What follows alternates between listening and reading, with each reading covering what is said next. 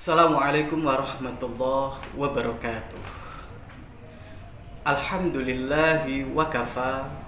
Wassalatu wassalamu ala sayyidil mustafa wa ala alihi wa sahbihi ahli swidiki wal wafa. Amma ba'du. Pemirsa Sultan Agung yang dirahmati oleh Allah Subhanahu wa taala. Pada suatu hari Rasulullah Shallallahu Alaihi Wasallam hendak berkhutbah di atas satu mimbar. Di mimbar itu ada 3 anak tangga. Ketika Rasulullah Shallallahu Alaihi Wasallam ini naik di anak tangga yang pertama, bilang amin. Kemudian melangkah di anak tangga yang kedua, beliau bilang amin. Kemudian di anak tangga yang ketiga, beliau bilang amin. Kemudian para sahabat yang duduk yang dekat dengan mimbar itu bertanya-tanya.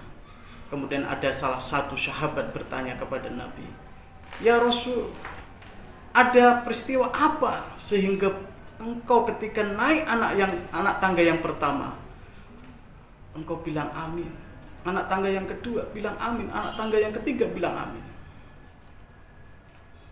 Kemudian Rasulullah Shallallahu Alaihi Wasallam menjawab, "Wahai sahabatku, ketahuilah, ketika aku naik di atas mimbar tadi, kebetulan malaikat Jibril datang mendekatiku. Kemudian malaikat Jibril itu berdoa. Ketika di anak tangga yang pertama, malaikat Jibril itu berdoa, Rohima anfu rajulin dzukirtu indahu falam yusalli alayya." Celakalah seorang laki-laki ketika disebut namaku, kata Nabi. Kemudian laki-laki tersebut tidak bersolawat kepadaku. Kemudian Nabi menjawab, amin. Kemudian ketika Nabi naik di anak tangga yang kedua, malaikat Jibril melanjutkan doanya, Rohima anfu rajulin adraka indahu abawahul kibara falam yudkhilahul jannah. Sungguh celaka seorang laki-laki yang menemui kedua orang tuanya dalam keadaan sudah sepuh, keadaan tua renta, tapi tidak bisa menghantarkan anak tersebut ke dalam surga. Padahal kedua orang tua ini adalah ladang kita untuk mencapai surganya Allah Subhanahu wa taala. Ladang pahala yang bisa kita kumpulkan ketika kita menghadap Allah Subhanahu wa taala.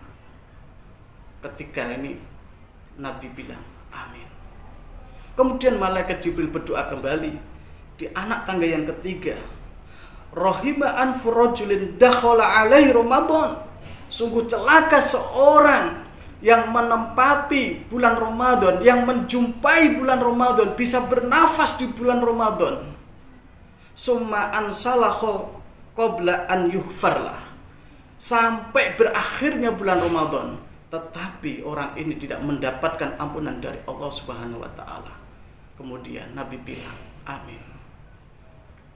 Pemirsa Sultan Agung yang dirahmati oleh Allah, pada poin yang ketiga ini yang akan saya sampaikan, bahwa dalam suatu hadis dikatakan, kam min shaimin laisa lahu min syamihi. Banyak orang yang berpuasa tetapi dia tidak mendapatkan pahala dari puasanya itu ilal ju wal atos, kecuali hanya lapar dan dahaga saja. Pemirsa Sultan Agung yang dirahmati oleh Allah, jangan sampai kita termasuk orang yang dalam doa malaikat Jibril itu, termasuk orang yang menjumpai bulan Ramadan, bisa bernafas di bulan Ramadan, bisa beraktivitas di bulan Ramadan, tetapi kita tidak bisa menggapai maghfirah Allah Subhanahu wa taala. Kenapa seseorang bisa menghabiskan waktu bulan Ramadan ini tapi tidak mendapatkan ampunan dari Allah? Ini yang pertama, jamaah pemirsa Sultan Agung yang dirahmati oleh Allah. Orang yang mendapatkan kerugian walaupun menjumpai bulan Ramadan adalah yang pertama orang yang menganggap bulan Ramadan itu adalah bulan yang biasa-biasa saja. Pemirsa yang dirahmati oleh Allah, dalam suatu hadis dikatakan, man fariha bidukhuli Ramadan, barang siapa yang senang hati menyambut datangnya bulan Ramadan, haramallahu jasadahu ala niron, maka Allah berjanji akan mengharamkan jasadnya masuk ke dalam api neraka. Kita senang saja dengan datangnya bulan Ramadan, menyambut bulan Ramadan dengan sukacita, itu sudah satu bagian pahalanya yang luar biasa dari Allah Subhanahu wa taala, sampai badan kita diharamkan masuk ke dalam neraka. Kemudian yang kedua, kita akan merugi jikalau kita menjumpai bulan Ramadan tetapi meninggalkan sholat yang pelaksanaannya di bulan Ramadan, yaitu sholat tarawih. Sholat tarawih adalah sunnah yang muakkad, sunnah yang dikukuhkan.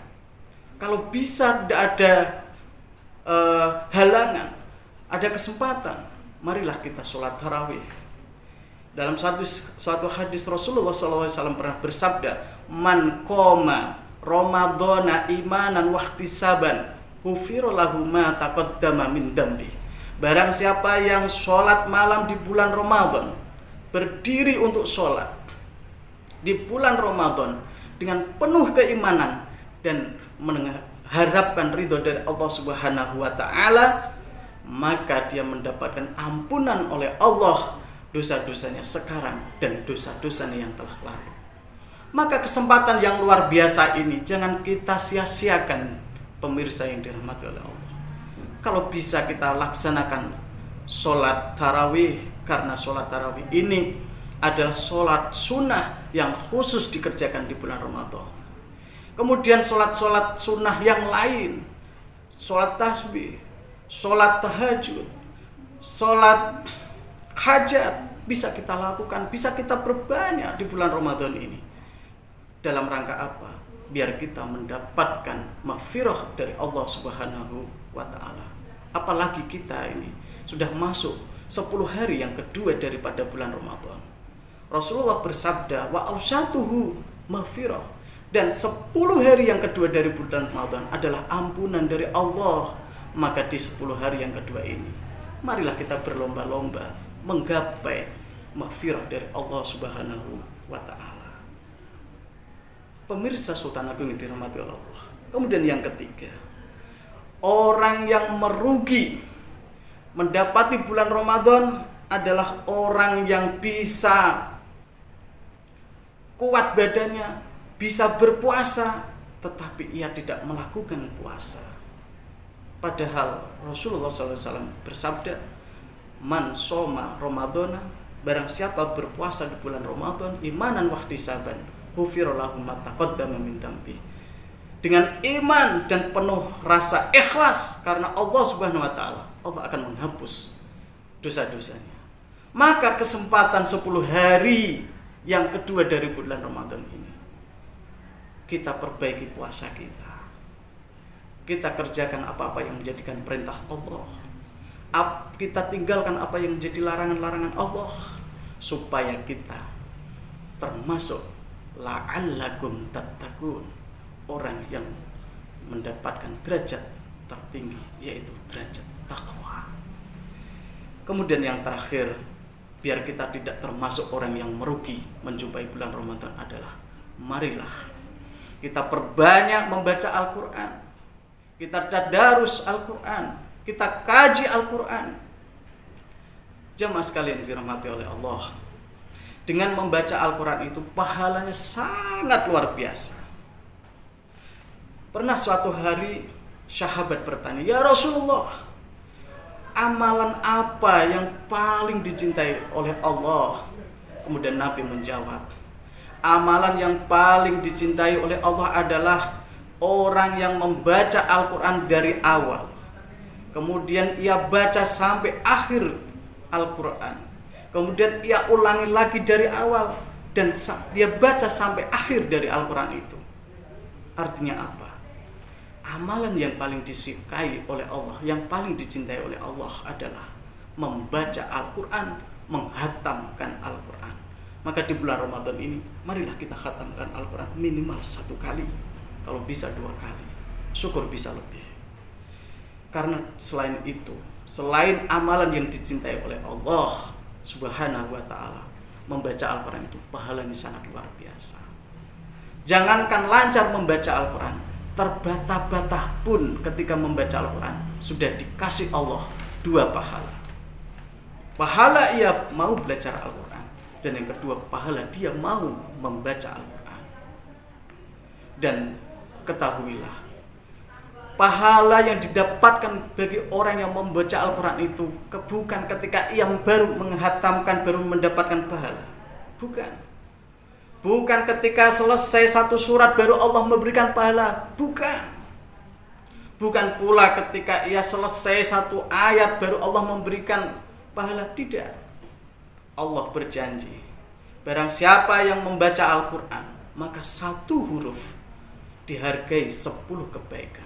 Dan 10 kebaikan Allah lipatkan ganda menjadi 10 kebaikan.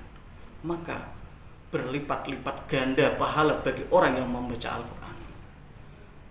Pemirsa sultan yang dirahmati oleh Allah, mata kita masih bisa melihat, mulut kita masih bisa berbicara. Mari kita gunakan mata dan mulut kita untuk memperbanyak tadarus Al-Quran, membaca Al-Quran, mengkaji Al-Quran. Badan kita masih sehat, tubuh kita masih kuat. Mari kita laksanakan ibadah puasa di bulan Ramadan ini. Kita perbaiki puasa Ramadan kali ini. Dan seolah-olah ini adalah puasa yang terakhir. Kita menjumpai bulan Ramadan yang terakhir. Kalau itu bisa kita rasakan, maka kita akan meningkatkan ibadah kita. Karena bulan Ramadan tahun depan itu tidak ada jaminan kita bisa menjumpainya. Oleh karenanya, badan kita kuat, tubuh kita masih sehat, mari kita berpuasa dengan sebaik-baiknya.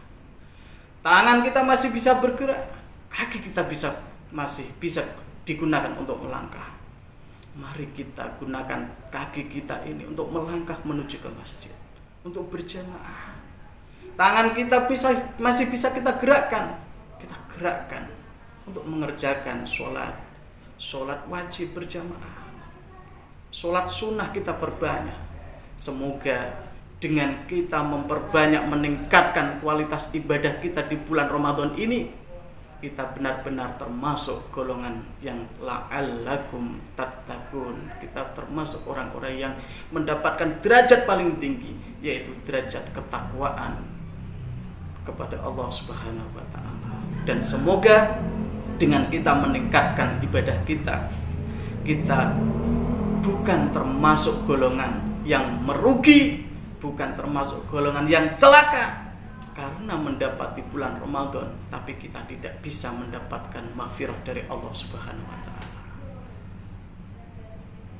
Semoga kita diberikan hati yang ikhlas, istiqomah dalam beribadah.